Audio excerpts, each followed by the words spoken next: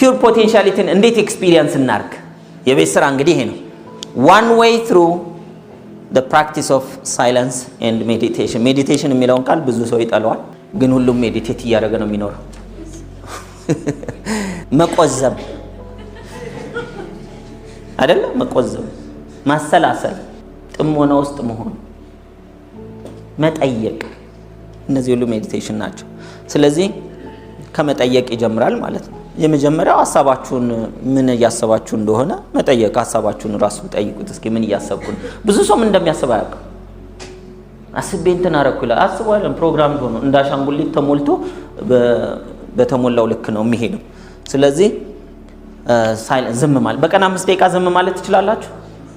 ሐሳባችሁን እና አንደበታችሁን፣ አፍን ዝም ማድረግ አለ፣ ሐሳብን ዝም ማድረግ ነው ትልቁ ነገር። ሐሳብን ዝም ማድረግ ይቻላል። ያው መለማመድ ጉዳይ ነው። ጭንቅላትም ዲቫይስ ነው፣ አይንም ዲቫይስ ነው፣ እጅም እግርም ዲቫይስ ነው።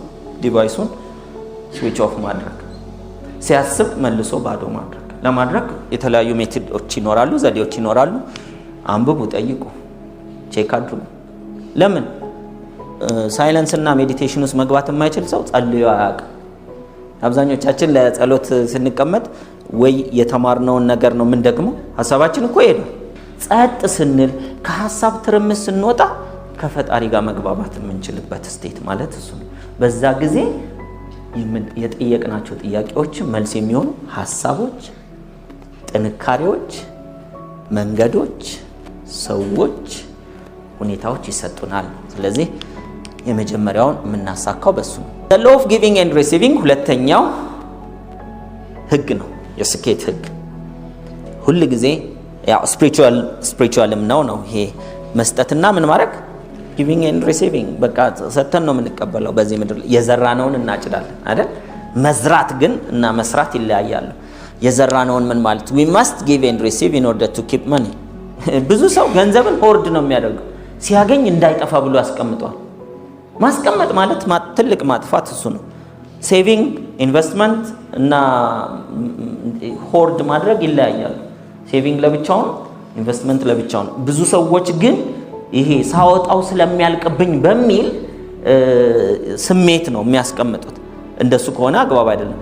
ጊቪንግ ኤንድ ሪሲቪንግ የግድ ነው።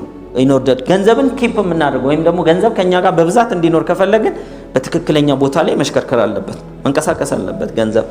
so or anything we want to circulate in our life። ገንዘብ ብቻ አይደለም ሌላም ነገር። ምክንያቱም መስጠትና መቀበል ስለ ገንዘብ ቀላል ስለሆነ ምሳሌው ተነሳ እንጂ ብዙዎቻችን ለምሳሌ ከሰዎች መልካም ነገር ወደኛ እንዲመጣ እንፈልጋለን። ምስጋና ሊሆን ይችላል፣ ግን አናመሰግንም ሰዎችን። ስለዚህ ሰዎች ላይ ሁልጊዜ የምናመሰግን መሆን አለብን። ባመሰገንን ኳሊቲያቸውን ባደነቅን ቁጥር ነው ወደኛ አድናቆት ሊመጣ የሚችለው። መስነፍ አይቻልም። ቅድም እንዳልኳችሁ ነው፣ መስነፍ እኮ አይቻልም። ደክሞና ስለደከመን አይደል እንጂ ጉልበት መስጠት እኮ አቅቶን አይደለም የሚል ነገር የለም በውስጣችሁ። ደክሞኝ ነው እንጂ ለደከሙ ሰዎች ለማገልገል፣ ገንዘብ ስለሌለኝ ነው እንጂ ጊዜ ስለሌለኝ ነው እንጂ ቢዚ ሆኜ ነው እንጂ በምንም አይነት ምክንያት መስጠትን ያቆመ መቀበል እያቆመ ይመጣል ማለት ነው። መስጠትን በምንም ምክንያት የቀነሰ መቀበሉ እየቀነሰ ይመጣል ማለት ነው። ስለዚህ የምንሰጠው ነገር እየበዛ መምጣት አለበት። እንዲበዛ ስላለን አይደለም የምንሰጠው፣ ካለን እንጀምራለን አይደለም። እሱ ገንዘብ አለው፣ ገንዘባውን ይሰጣል። እኔ ያለኝ ጉልበት ነው፣ ጉልበት መስጠት ጀምራለሁ። ለምን? የመስጠትና የመቀበል ህግ ለሁሉም ይሰራል። እኔ በጉልበት ስሰጥ የማገኘው ሁሉንም ነገር ነው፣ ጉልበት ብቻ አይደለም የማገኘው። ግልጽ ነው። ፍቅርን ስሰጥ ፍቅር ብቻ አይደለም የማገኘው። እሱም ገንዘብ ሲሰጥ ገንዘብ ብቻ እኮ አይደለም የሚያገኘው፣ ከዛ ጋር ተያይዞ በሰጠበት ኢነርጂ ልክ ሌሎችን ያገኛል። በፍቅር ከሆነ የሰጠው ገንዘቡን ፍቅርም ያገኛል። በሰላም ከሆነ የሰጠው ሰላምን ያገኛል። ሰዎች ገንዘብን እየሰጡ እኮ ሌላን ነገር ሰላማቸውን የሚያጡ ሰዎች አሉ። ገንዘብ እየሰጡ ለምን? ሲሰጡ ምን እያደረጉ? እያጉረመረመ የሚሰጥ ከሆነ አይደል? ሲሰጥ ምን እያደረገ የሚሰጥ? ተጨንቆ የሚሰጥ ከሆነ ሲሰጥ ጎደለብኝ በሚል ስሜት የሚሰጥ ከሆነ ስሜቱንም እኮ በዛ ሰዓት አውጥቶታል። ስለዚህ የጉድለት ስሜት መጉደልን ያመጣል፣ የሙላት ስሜት መሙላትን ያመጣል። ስለዚህ መስጠትና መቀበልን እንጠቀምበት በህይወታችን። the intention behind our giving and receiving is the most important thing። ስንሰጥ የምንሰጠው ጉልበቴን ስሰጥ ለሱ እኔ እኮ ከሱ የተሻልኩ ነኝ እያልኩ ከሆነ ኢጎን ነው አይደል እየሰጠው ያለሁት እንጂ ትህትናን አይደለም። ግን ሳገለግል ለሱ ጉልበት ስለሰጠኝ ፈጣሪ አመሰግናለሁ። ለአንድ ሰው ለአንድ ወንድሜ መዋል ቻልኩኝ፣ ተመስገን። ስሰጥ በትህትና ከሆነ ብዙ ትህትናዬን የሚያበዙልኝ መልካም ነገሮች ነው ወደ ህይወት የሚመጣው። ስለዚህ ስንሰጥ የምንሰጠው ነገር አይደለም። የምሰጠው ገንዘብ ሆኖ የምሰጠው ባለቀብኝ ስሜት ከሆነ የምሰጠው ነገ የሆነ ነገር ለማግኘት ከሆነ ለማግኘት የሚሰጥ እኮ ምንድነው ውስጡ ያለው የለኝም የሚል ስሜት አለ አይደል? ለሱ እኮ ስሰጥ ነገ እኮ ይሄን ያክል ይሰጠኛል ስለ ኤክስፔክቴሽን ነው እየሰጠው ያለው። ስለዚህ ኤክስፔክቴሽን ደግሞ እሱ በሚፈልገው ልክ ካላገኘው ምን ሆናለሁ? ነገ እኔ እጎዳለሁ። ስለዚህ ስሰጥ ስላለኝ ተመስገን፣ ይሄንን ሰጠኛል፣ 1 ብር ሰጠኛል፣ ተመስገን። ደግሞ ሌላም ብትሰጠኝ ደግሞ እሰጣለሁ። የተቀመጠ ገንዘብ ያስደስታል እንዴ? በራሱ እኮ ምንም አያመጣም። ሰርኩሌት ሲያደርግ ነው አይደል በይበልጥ የሚያስደስተው፣ ሰርኩሌት ሲያደርግ። ስለዚህ ሰርኩሌሽኑ እንዳይቋረጥ ነው ማድረግ አለብን። አንዱ እንዳይቋረጥ ማድረግ ይሄንን ህግ መከተል። ምን ሰጣችኋል ዛሬ? ነገ ለመቀበል በትህትና በቅንነት በሰላም በፍቅር በደስታ ጉልበትን ደክሟችሁ ለጎደለው ሰጣችኋል።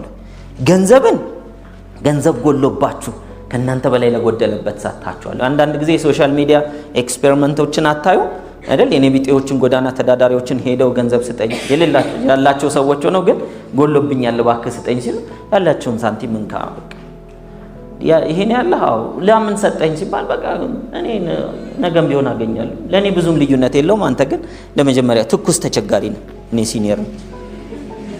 እዛ አውጥቶ ብዙ ሺህ ዶላሮችን ይሰጧቸዋል። እንደዚህ አይነት ሶሻል ኤክስፔሪመንት ካያችሁ ማለት ነው ህይወታቸው ይቀየራል። እነዛ ሰዎች ምናልባት ኤክስፔሪመንት እየሰራ ስለሆነ ነው ልትሉ ትችላላችሁ። 1 ሰከንድ ሳያስቡ እኮ ነው የሚሰጡት ያላቸውን እንዳለ ማለት ነው። እኔና እናንተ ያለንን ለመስጠት የጎዳና ተዳዳሪ መሆን የለብን። ትንሽም ቢሆን ቅንነትን ምን ማድረግ አለብን? አስቀምጡ፣ ህግ አስቀምጡ። ካለኝ ላይ ለተቸገረ ሰው 5% ተሰጣለሁ ብላችሁ እሱ 1000 ስታገኙ 50 ብር ማለት ነው አይደል? 10000 ስታገኙ 500 ማለት ነው። አንዳንድ ሰው 1000 ሲያገኝ 50 ብር ሲባል 50 ብር ትልቅ ይሆንበታል። እሱ ምን ያክላል ይሄ 50 ብር ለመስጠት ጊዜ ሲሆን ማለት ነው። 1000 እንዳለ የማይታየን ከሆነ አለቀ። ይሄ ምን ይባላል? የጉድለት ሜንታሊቲ አለው የለውም ይሄ ሰው? ስለዚህ ለነገ እንዲጨመርልኝ በፍቅር እኮ ነው በደስታ 1000 ተሰጠኝ አይደለ? ከዛ ላይ 5% አንድም ትሁን ሁለትም ትሁን 10ም ይሁን ችግር የለውም።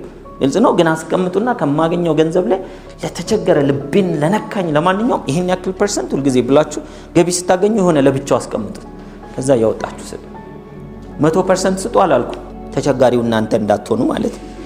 ሁሉንም ስጡ አላልኩም። በእቅድ በበጀት ነው። እቅድና በጀት ስታወጡ ግን ለኔ እንደሞላህልኝ ደግሞ የጎደለባቸው ስላሉ ለነሱ አንተ መሻው ልክ ወደኔ የምታመጣውን እንትን አይነት እጥረት ያለበትን ልሰጥ ፈቃደኛ። አንዳንድ ሰው የተጎዱ እናቶችን ብቻ ብሎ ልብ ውስጥ መሻት አለ አይደል?